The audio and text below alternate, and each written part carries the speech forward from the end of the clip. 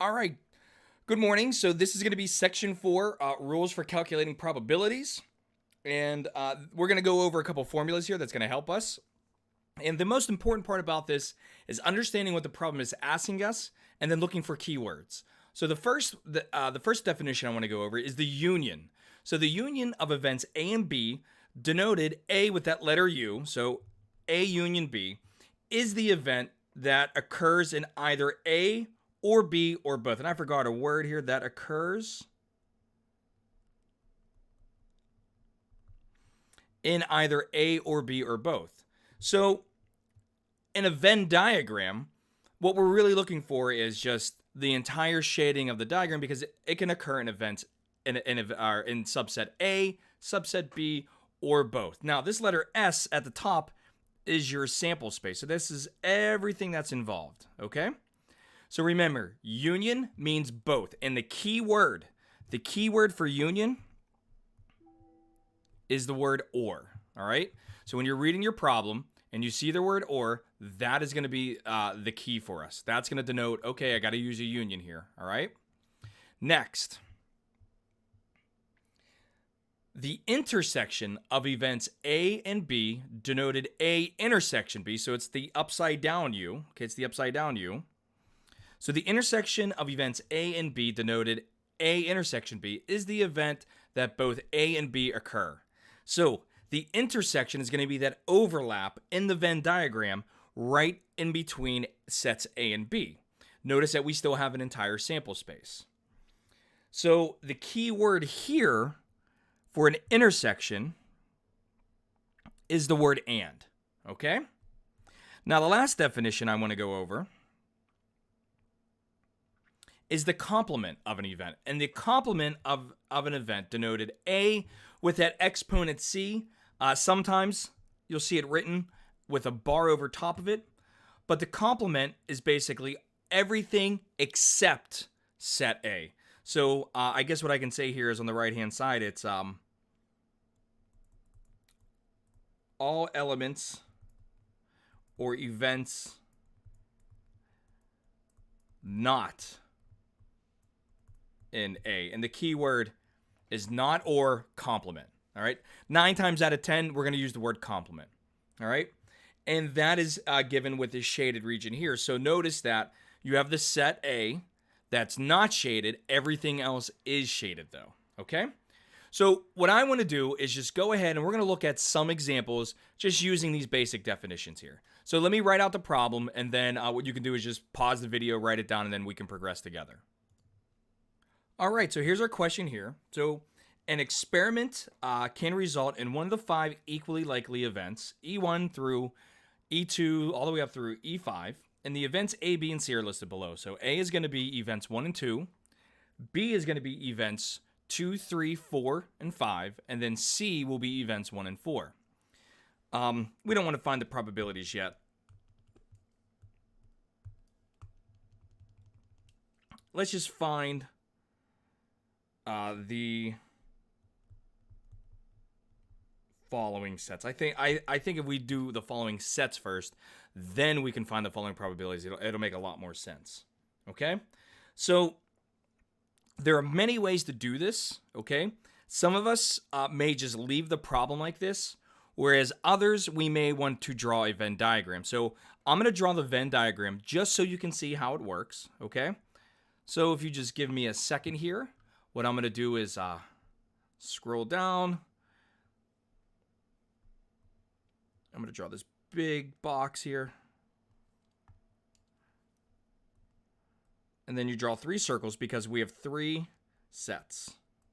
We have A, B, and C, okay? And the best part to do this is kind of just look at what you have and then try to fill it in from there. So if I scroll back up here, and I'll show you what I'm talking about. Notice here I have E1 in A and E1 in C. So that's going to go right there because that's where set A and set C overlap, okay? So now let's do E2.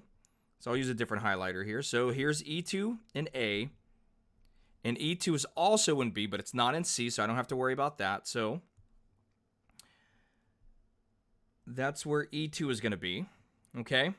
So now in set B, notice that E3 and E5 are in no other sets. They don't share any other sets.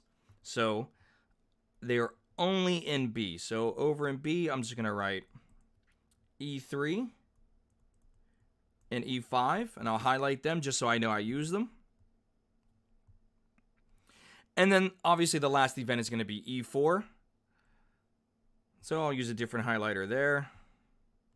And that is going to be that will belong between B and C. So I just go ahead and put E4 right there. Okay? And here is our Venn diagram. So now, hopefully, visually, this will make a little bit more sense.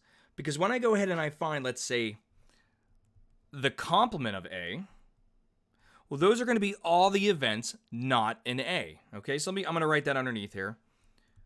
All events not in A. So when you look at all the events not in A, and I'm going to highlight them for us because I can always just Control Z. Right there are all the events not in A. So I can go ahead and write them. So that's going to be, and I'll come on, work with me, computer. Here we go. So that will be E3, E4, and E5. Okay? Now we're going to go ahead and do part B. So part B is the intersection of A and B. So you want the intersection of A and B. And the intersection of A and B is right here. So that is only going to be E2. Oops, sorry. Get rid of that. Come on. There we go.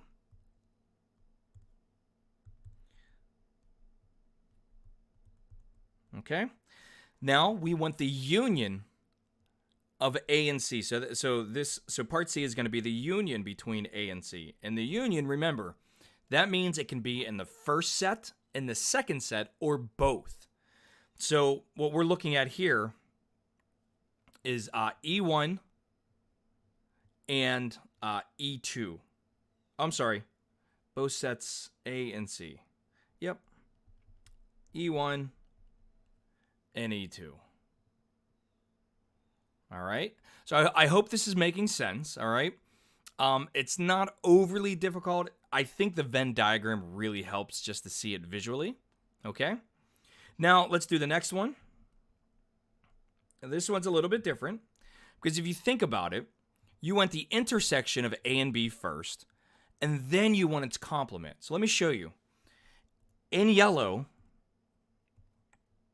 I'm going to highlight the intersection of A and B, and that's going to be right here. Okay, that's the intersection. But now I want the complement of that. So the complement of that is going to be E1, E4, E3, and E5. Okay? Does everybody see? I hope you see how that works. Okay? So let me hit Control Z a couple of times to get rid of all these highlighter marks. And let's go ahead and just write our answer. We know it's going to be E1, E3, E4, and E5. And now, for the last example, we have the union between sets A, B, and C. So it's A union B union C, and that just means all of them. Okay? So A union B union C is going to be E1, E2, E3, E4, and E5. Okay? So hopefully that kind of gives us a really good foundation with what we call set builder notation or set theory is really what it really is. And people, they go off and do PhDs in this stuff. Okay? So just remember, I'm going to scroll all the way back up. Union means the word or, and it means that you can have A or B or both. The intersection is the word and it's very specific. That element or that event has to be in both sets. And then the last one is complement. The key word is not. So you're looking for elements that are not located in that set. Okay? So now what I want to do is transition into the probability rules, and then what we'll probably do is come back to this example, and I'll label some probabilities, and then we can find them. All right, so there's a lot of writing on the board, so if you want to, you can write it down and pause and then listen and stuff like that. But the first rule we're going to talk about is the addition rule. Now, the addition rule is stated as follows. The probability of A or B occurring, so that's right here, the probability of A or B is equal to the probability of A plus the probability of B minus the probability of A intersection B, okay? The Venn diagram for this is listed below, so it's an or statement. So remember, we're looking for events that can occur in A or B or both, okay? But what I'm going to do is I'm going to talk a little bit about this minus the probability of A intersection B thing, okay? So, you know what? We'll worry about that in a second. What I'm going to do is I'm going to scroll all the way over here. I'm going to give us a blank page, all right? Because I want to go over this rule with an example, because I think that's the best. So here's our first example, okay? What is the probability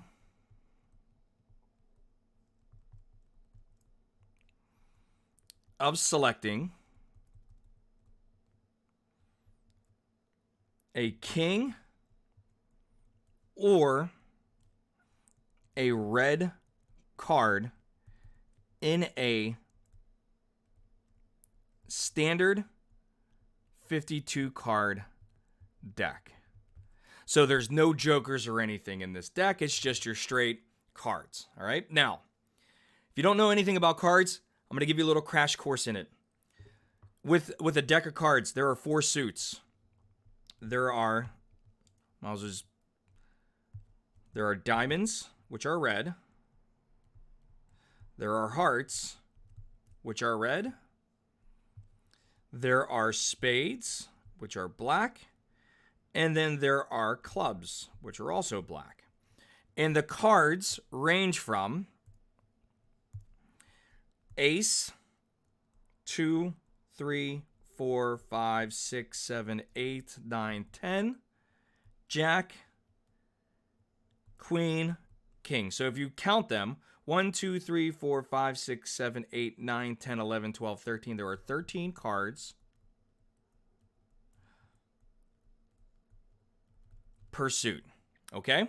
So that means there are 13 hearts, there are 13 spades, there are 13 clubs, and they are all the same. Ace, 2, 3, 4, 5, 6, 7, 8, 9, 10, jack, queen, and a king, okay?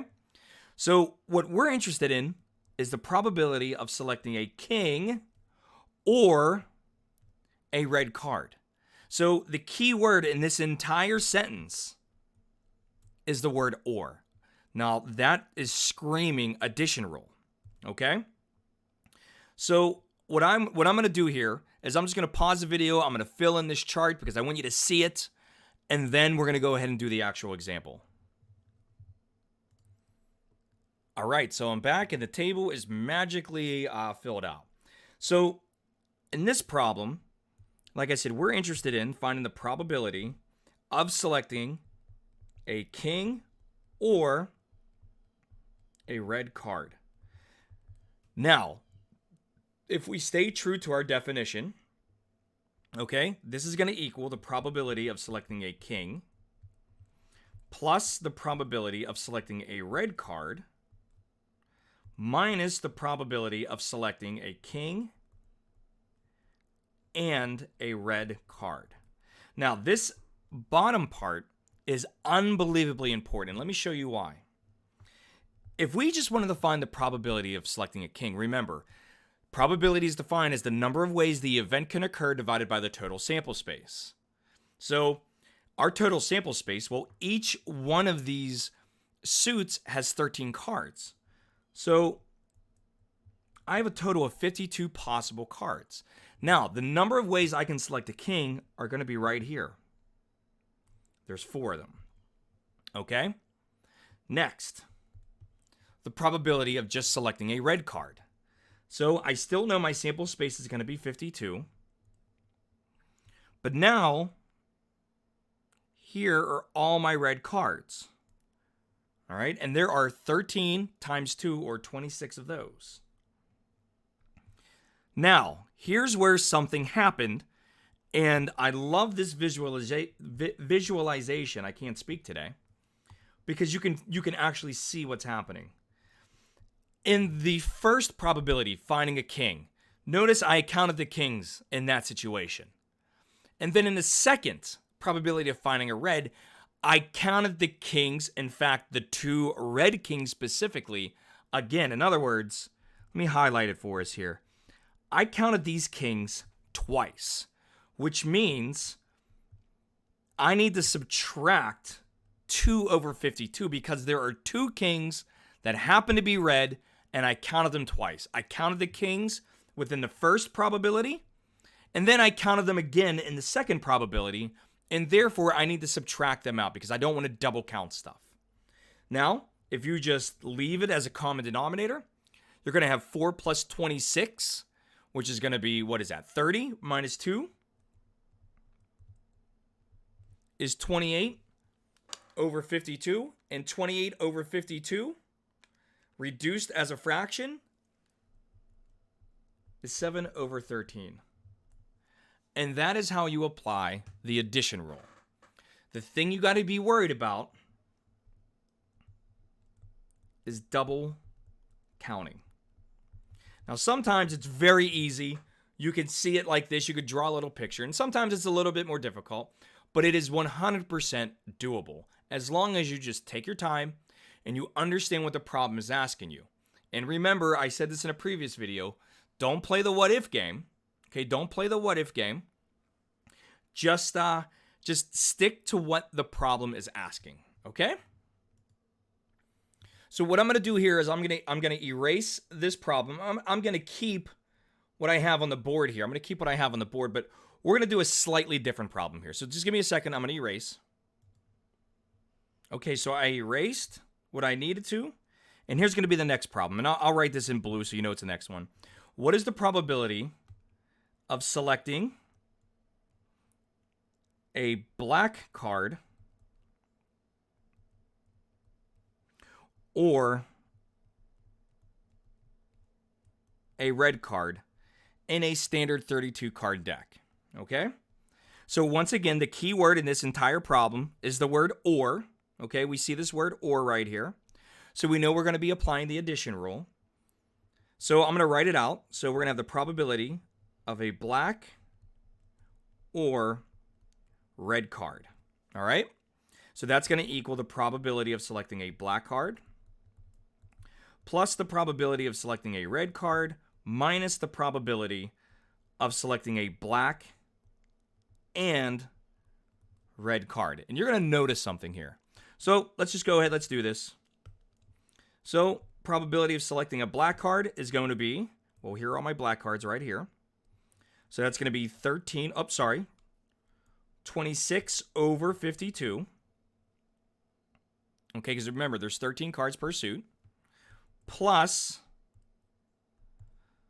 the probability of selecting a red card, where here's all my red cards. So that's going to be 26 over 52 minus the probability of selecting a black and red card. Well, in my diagram here, notice that the red and the black rectangles that I drew, they never overlapped anywhere. So the probability of selecting a black and a red card is 0 over 52 because there was no overlap. And when that occurs, we call this mutually exclusive. Or another way is disjoint. Okay?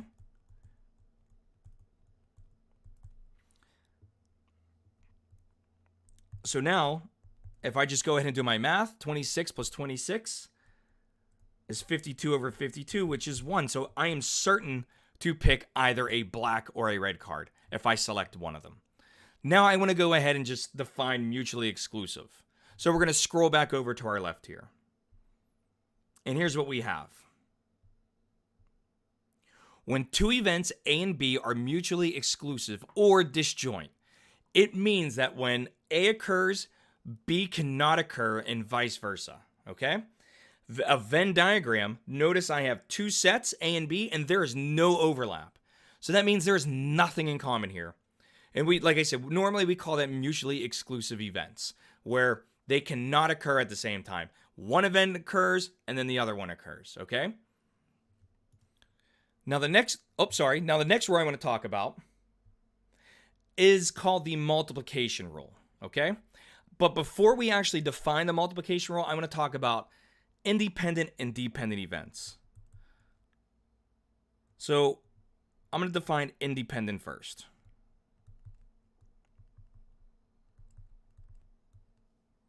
So if we have two events, we'll call them A and B.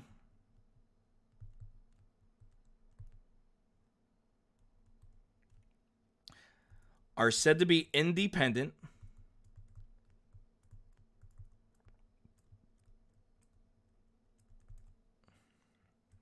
if and only if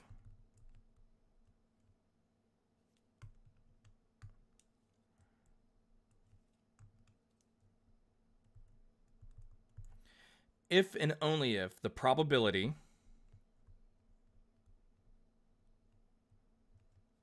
man, I cannot spell today. You know what it is I'm getting hungry. If the probability of event B is not influenced or changed by the occurrence. Sorry, that's an E, not an A. Occurrence of event A.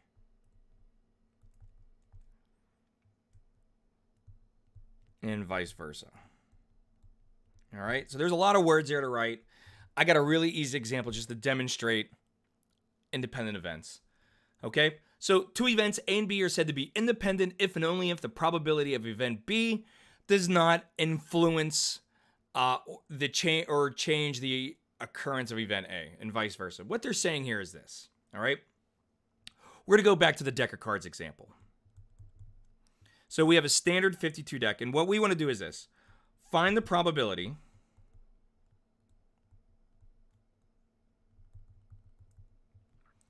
of first selecting a king and then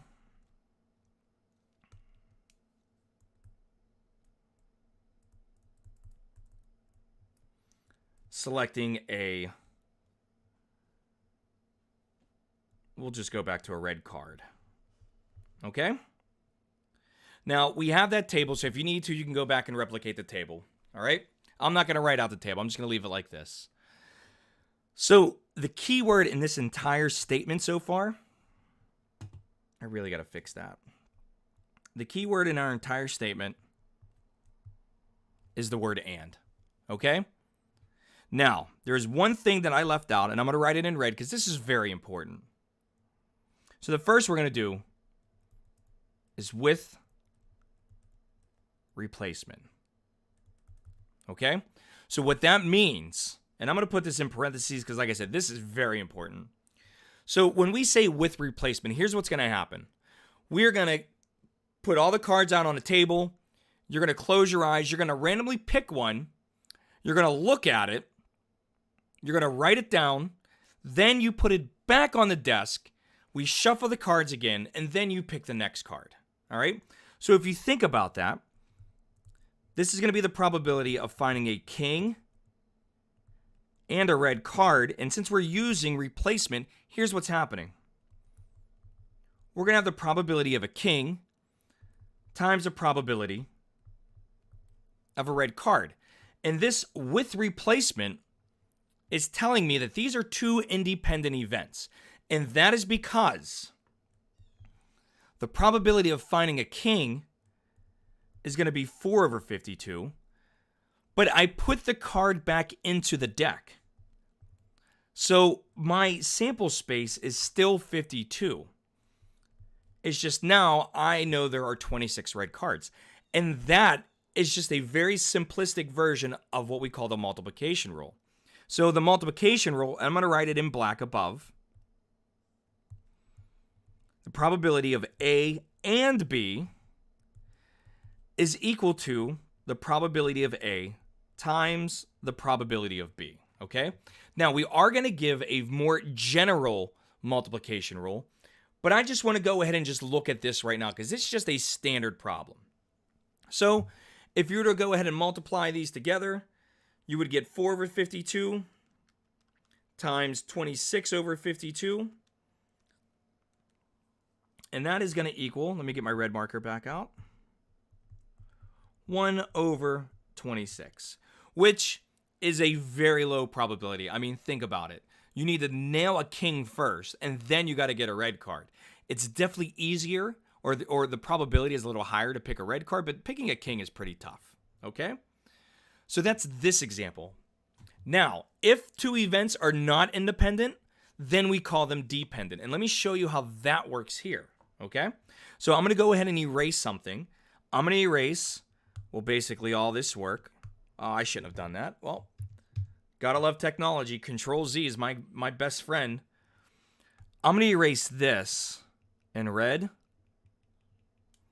I'm going to erase all of my work down here because the problem is essentially going to stay the same.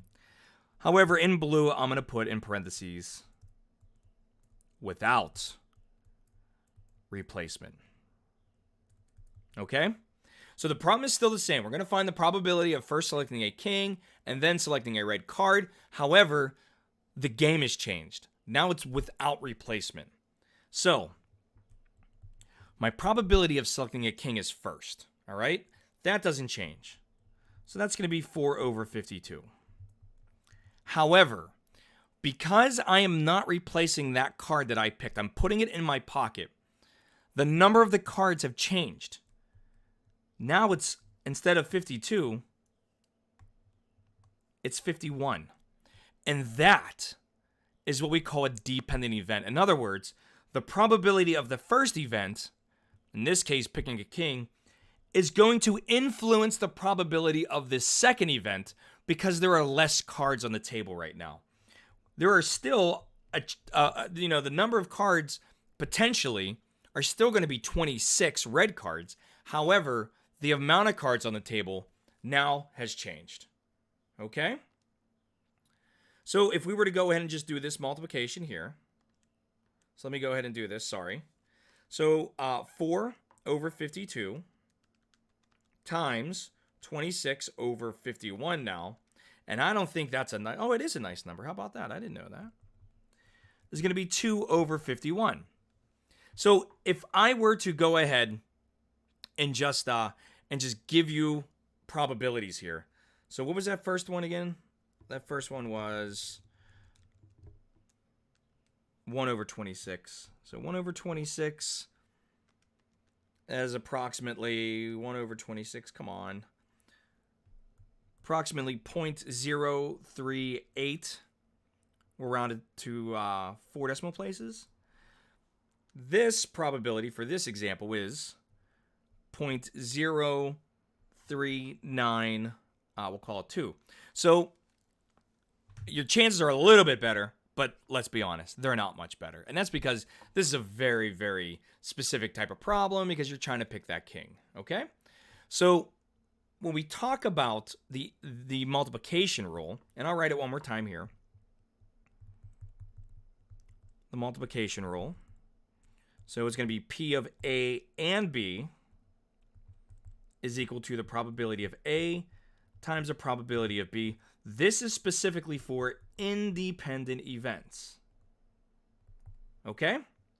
Now, we do have a more general rule, and I'm going to give you that rule right now. And this is the rule that you definitely want to grab onto. So, the general multiplication rule. All right? So the probability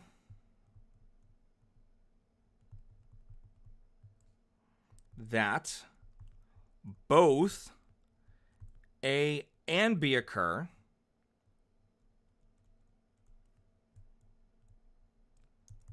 when the experiment is performed is P of A intersection B, or P of A and B, is equal to P of A times, and I'm going to explain this right here. So this is read, the probability of B given that A has already occurred. Okay? So that straight bar up and down stands for given that. Okay? So this is the general multiplication rule, and it's P of A and B equals the probability of A times the probability of B given that A has already occurred. Okay? So I think it's just really good if I just show you an example of how to use this. All right, so here's just a little example, and we call this a probability table. All right, it just gives us probabilities of different events and stuff like that. And what we're going to do is we're just going to calculate the following probabilities, and we're going to round our answers to, I don't know, the nearest 3 decimal places, I guess. All right, so when we're thinking about the probability of A, you got to remember this is the probability of event A occurring, and that's going to be this entire first column here. So anytime you see a table of probabilities, it's always good just to add them up.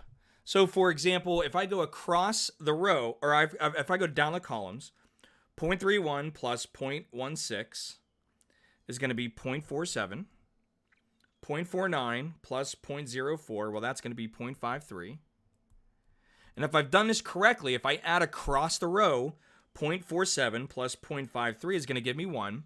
And now I'm going to do that for each of the rows. So 0.31 plus 0.49 is going to be 0.8. And then 0.16 plus 0.04 is going to be 0.2. All right?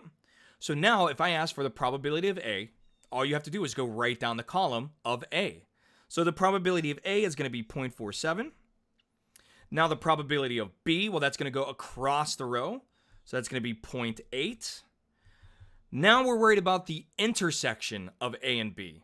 So if you follow me here, if I were to highlight the probability of A or B, so here's A, so I'm going to just highlight this column, and here's B, notice there's an intersection at 0.31. So that is going to be the probability of A and B. Okay, so that's going to be 0.31. Now, the probability of A or B, remember, by definition, that's the probability of A plus the probability of B minus the probability of A intersection B. So that's going to be the probability of A is 0.47 plus the probability of B is 0.8 minus the intersection 0.31. So when I go ahead and do that math, we're going to get 0.96. If I've done my math correctly, let me double check here. 0.47 plus 0.8 minus 0.31 is 0.96, and that's fantastic, okay? But now we get to this part, this probability of A given that B has already occurred. Now, mathematically, what that looks like is the probability of A given that B has already occurred is the probability of A intersection B divided by the probability of B. And this is all good as long as probability of B does not equal 0. Okay? So what this is telling me here is we want to find the probability that A occur, or what's the probability of A given that B occurs. I think a really good example of that would be like if you were in a car dealership and you had 2 types of salespeople. One was a very passive approach, didn't really, jump on the customer too much. And then the other person was a very aggressive salesperson. And what you were interested in, what's the probability of a sale given the different approaches? So you would look at what's the probability of getting a sale given that the salesperson had a passive approach, and then compare that with the probability of getting a sale given that the person had an aggressive approach. And that might work out in terms of trying to figure out, trainings and stuff like that for your salespeople, because at the end of the day, you want to sell something so you can make a profit. Okay? So for us, what we're going to do is we're just going to fill in the numbers here. So the probability of A, given that B has already occurred, is going to equal the probability of A and B. So that's going to be 0.31 divided by the probability that B has occurred. Now, the probability of B is going to be that entire row, so it's going to be 0.8. And that's going to equal, if I round it to 3 decimal places, 0.388. Okay? And then the last one, and I'm going to zoom out here a little bit just so we can have the table, is the probability of B given that A has already occurred. So if we think about this, this is going to be the probability of A intersection B divided by the probability of A this time. In other words, we want to try to exclude that A has already occurred. So, and this always works if P of A does not equal 0. So now let's just go ahead and substitute our numbers and see what happens. 0.31 is the probability of A and B. However, the probability of A is now down the first column. It's 0.47. And if you do the math, you're going to get 0.660 as an answer. Now, something important happened here, and that's this.